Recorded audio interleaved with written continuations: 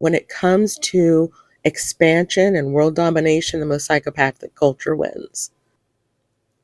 The powers that colonize the world, they won.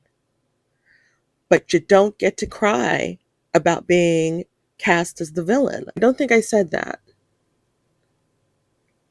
But I will say that the way that people are dehumanized here in this, dehumanize each other, especially, I'm going to talk for the States because this is where I live and this is where I understand the cultural history and all that other stuff. It's the system of whiteness that indoctrinates people and socializes people in particular ways. The kinds of man's inhumanity to man that allowed your forefathers to come here and create a system which allowed you to breed other human beings as if they were animals. So there's that part. If you want to go all the way back, we could go all the way back to Europe with how Europe has always moved differently from the rest of the world. And then at a time when say the East started to become more civilized, Europe was still, you know, removing hands from children for stealing bread. So we can talk about that. We can talk about, like, is it only YT people? But let's come up to recent history.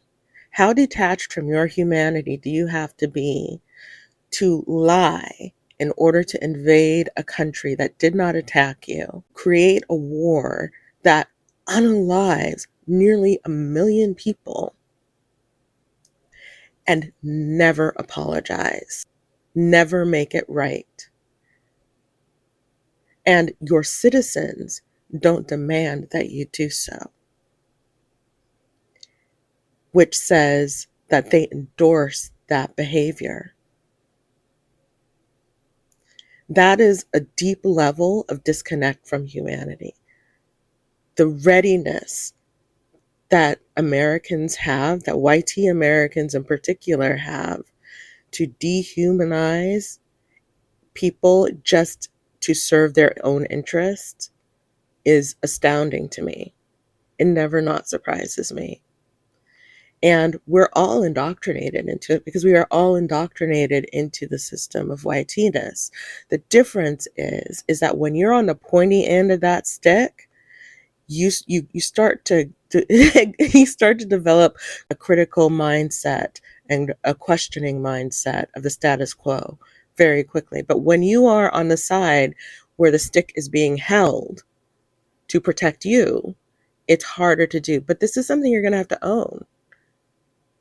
And you're going to have to stop looking around for whataboutisms. Yes, but what about, but yeah, but even if you can point to this person or that person here or there, find me a place in the world where you have inhumanity at the levels that you would consider barbarous, and show me a place that has not been touched, one of those places that has not been touched by European colonization. You cannot. You cannot. When it comes to expansion and world domination, the most psychopathic culture wins. Because if you are minding your little kingdom's business and not trying to take everything that you can for yourself, if you are communally minded cultures, you cannot stand against a rapacious culture that believes that everything that they think they want belongs to them and they get to unalive you for it. And so that culture will always, always win. And Europe has won. The powers that colonize the world, they won. But you don't get to cry about being cast as the villain of the story. once you do, you won. Your forefathers won. And frankly, you're not really disconnected from them because you have yet to really engage with the way that your government continues in your name to dehumanize, to colonize the world around it. So I get what you're saying, that it feels uncomfortable and that you don't like the way this sits with you.